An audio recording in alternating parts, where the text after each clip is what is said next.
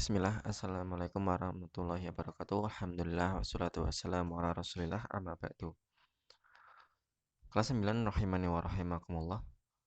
Lanjutkan pelajaran tafsir kita di surat At-Taghabun ayat 11 sampai 13 ini.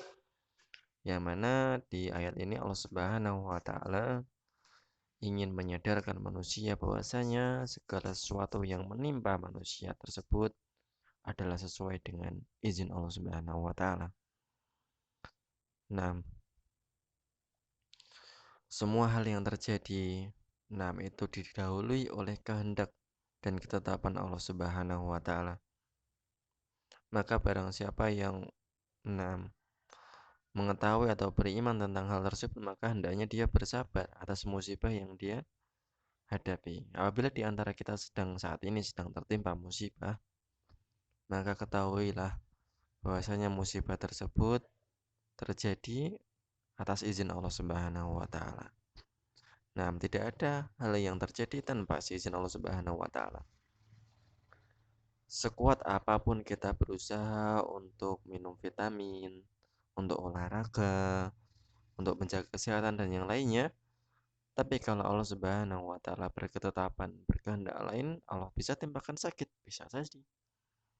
Dan sebaliknya, atau sekeras apapun kita bekerja, banting tulang, kalau ketetapan rezeki kita sehari itu 50.000, ya Allah kasih 50.000.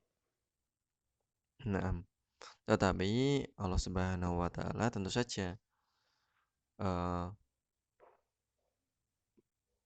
dalam syariat Islam tawakal itu ya harus diikuti dengan ikhtiar.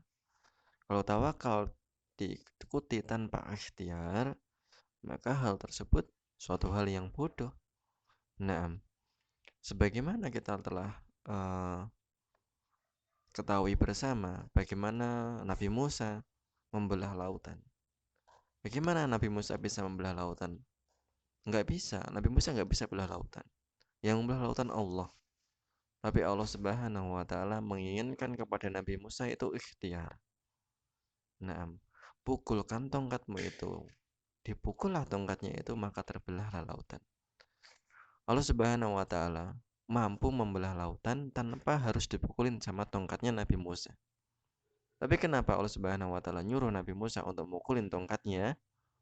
Tentu saja karena Allah Subhanahu wa taala menginginkan ikhtiar dari Nabi Musa alaihissalam. Maka dari itu, seorang yang dia ingin kenyang, maka dia harus berikhtiar untuk makan. Nggak mungkin dia bertawakal, ya saya bertawakal kepada Allah, nanti kenyang sendiri. Nggak mungkin, itu orang bodoh namanya.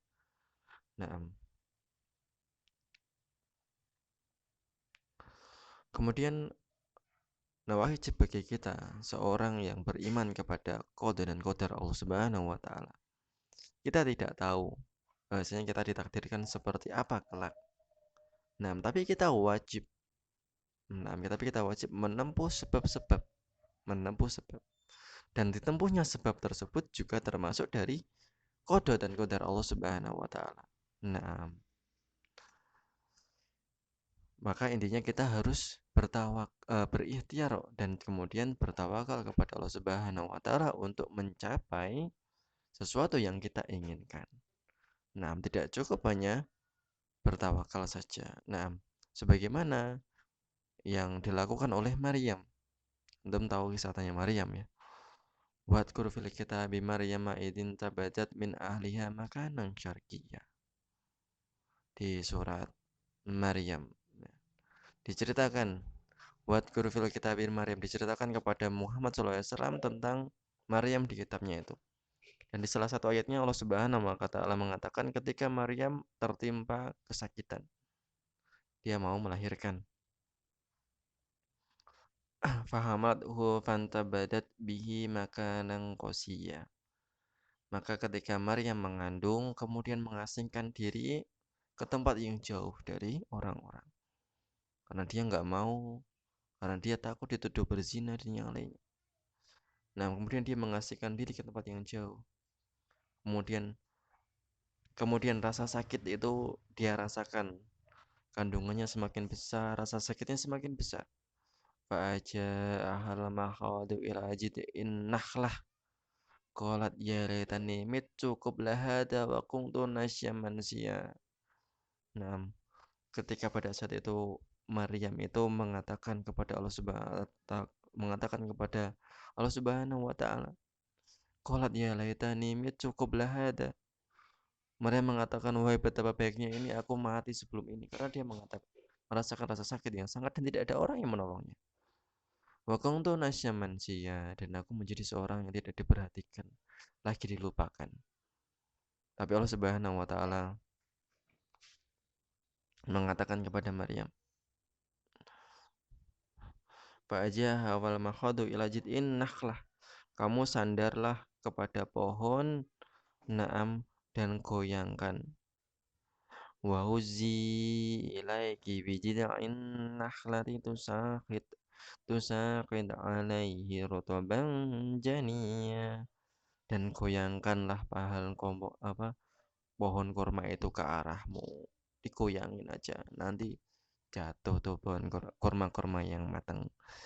Antum bayangin ya, kalau seorang melahirkan dalam kondisi seperti itu, kuat nggak menggoyangkan pohon kurma? Nggak kuat, nggak mungkin goyang pohon kurmanya. Wong antum aja yang kuat menggoyang pohon kurma, belum tentu goyang pohonnya. Pohon kurma kayak pohon kelapa, antum goyang pohon kelapa, goyang nggak pohonnya? Nggak goyang. Apalagi orang yang sedang hamil, sedang mau melahirkan. Dan Allah Subhanahu wa taala memberikan rezeki kepada Maryam melalui kurma yang naam, berada di pohon tersebut. Apakah Allah Subhanahu wa taala mampu untuk memberikan Maryam kurma tanpa Maryam menggoyangkan pohonnya? Allah mampu. Tapi Allah Subhanahu wa taala menghendaki ikhtiar dari Maryam, menghendaki sebab. Nah, kita lanjutkan ke pelajaran kita. Allah Subhanahu wa taala mengatakan, A'udzubillahi minasyaitonirrajim. Ma asaba min musibatin illa biidznillah. Dan tidaklah menimpa suatu musibah tidaklah menimpa seseorang dari suatu perkara yang tidak disukai musibah illa biidznillah, kecuali dari izin dan ketetapan Allah Subhanahu wa taala. Wa may yu'min billahi fa yahdi qalbahu. Dan barang siapa yang beriman kepada Allah Subhanahu wa taala bahwasanya semua itu datang dari Allah Subhanahu wa taala, maka Allah Subhanahu wa taala memberikan petunjuk kepada hatinya. Untuk apa dikasih petunjuk?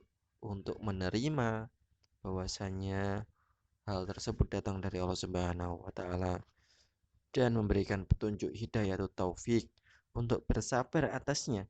Wallahu bikulli syai'in alim. Nah, dan Allah Subhanahu wa taala Maha mengetahui segala sesuatu. Wa ati'ullah wa ati'ur rasul. Fa in tawallaitum fa innama 'ala rasulina balagul mubin. Dan taatlah kepada Allah dan taatlah kepada Rasul. Nah, atas semua perkara yang disampaikan. Fa in tawallaitum. Apabila kalian berpaling dari ketaatan kepada Rasul dan kepada Allah dan Rasulnya, fa innama 'ala rasulinal balagul mubin. Nah, maka hal itu tidak membahayakan terhadap Rasul kami sedikit pun, sebab dia hanya bertugas untuk menyampaikan. Fadzakir innama anta mudzakir. Nah, yang rugi yang didakwai sendiri. Rasul nggak rugi. Seorang yang dia kufur terhadap Rasul, berpaling terhadap perintah Allah dan Rasulnya, tidak ada kerugian bagi Allah dan Rasulnya. Karena Rasul SAW hanya menyampaikan. Nah, dan kerugian itu tentu saja tertimpa pada orang yang mengingkarinya. Allahu la ilaha illahu wa alaihi falyatawakkalul mu'minun. Maka Allah Subhanahu wa taala itu satu-satunya sesembahan yang benar, dan kepada Allah orang-orang yang beriman itu bersandar atas semua perkara. Faedah dan kesimpulan yang pertama, iman terhadap qada dan qadar. Nah, yang kedua ini tentang perkara yang menakjubkan bagi seorang mukmin aja bali amri lil mukmin inna amrahu kullahu khair laisa dzalika li ahadin illa lil mukmin inna sabatu syarru syakara fakana khairul lah. Nah, sungguh menakjubkan perkara seorang mukmin dan tidak ada yang menakjubkan kecuali memang eh, terjadi kepada seorang mukmin. Semua perkaranya baik. Inna sabatu syarru syakara fakana khairul lah. Dan apabila tertimpa asobahu syarru, tertimpa kejelekan, dan ketimpa eh, kebaikan, maka dia bersyukur dan dia baik. Wa in asabatu doro sobaro maka khairullah. Dan ketika dia mendapat mudarat dia bersabar, maka dia juga baik. Nah, yang ketiga, beriman kepada qada dan qadar bukan berarti pasrah tanpa melakukan usaha, tapi justru seorang muslim melakukan semua sebab. Ini sudah tadi di awal saya sudah terangkan panjang lebar. Yang keempat, wajibnya taat kepada Allah dan Rasulnya. Nah, yang kelima, tugas Rasul adalah sebagai pemberi peringatan. Maka Rasul menerangkan kepada manusia jalan yang benar. Kalau manusianya ternyata tidak mau beriman, yaitu tidak akan mendapatkan kerugian sedikit pun Rasul. Yang rugi manusianya sendiri.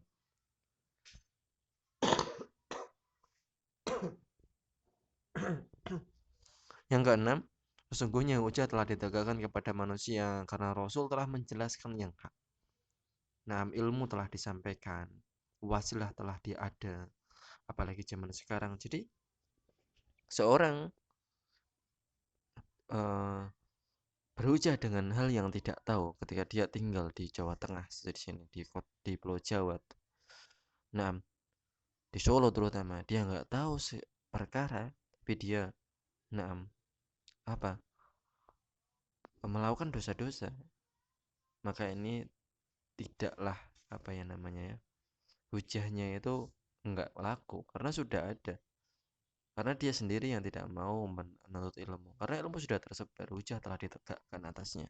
Yang ketujuh, tawakal merupakan amal ibadah yang tidak boleh dilakukan kecuali kepada Allah Subhanahu wa taala. Maka barang siapa yang bertawakal kepada selain Allah, maka dia telah berbuat kesyirikan. Dia bertawakal kepada apa? Kepada burung atau bertawakal kepada benda-benda di sekitarnya. Nah, kepada cincinnya. Kalau cincinnya itu ketinggalan, dia merasa gelisah. Maka ini termasuk kesyirikan. Aku lupa lihat. Assalamualaikum warahmatullahi wabarakatuh.